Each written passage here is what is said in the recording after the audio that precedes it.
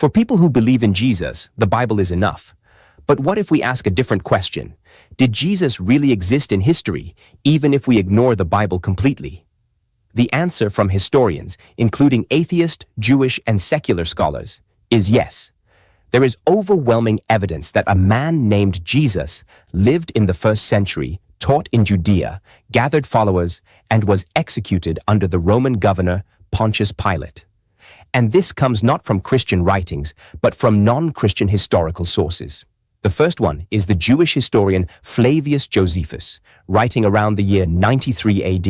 In his book Antiquities of the Jews, he mentions Jesus twice.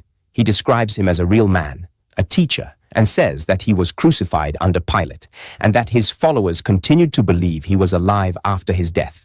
Historians agree that even though later Christians may have added a few words, the core reference is authentic. The second source is the Roman historian Tacitus, writing around 116 AD.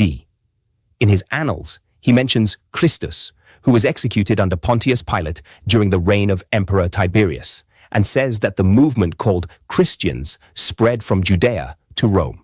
Tacitus was not a Christian. In fact, he hated them, which makes his testimony even stronger. A third source is Pliny the Younger, a Roman governor, writing in 112 AD. He wrote to Emperor Trajan saying that Christians worshipped Jesus as a god, met regularly, and refused to bow to Roman idols, again proving that Jesus was not a myth, but the center of a real, growing movement only decades after his death.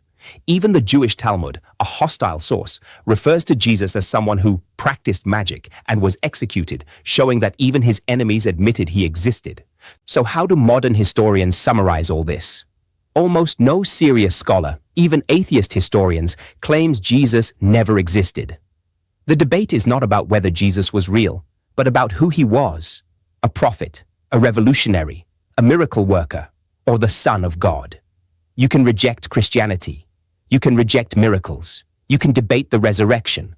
But denying the existence of Jesus goes against the standards of historical evidence. So yes, Jesus existed, not just in the Bible, but in Jewish records, Roman history, and the memory of a movement strong enough to reshape the world. The real question is not did he exist, but what do you believe about him now that you know he did?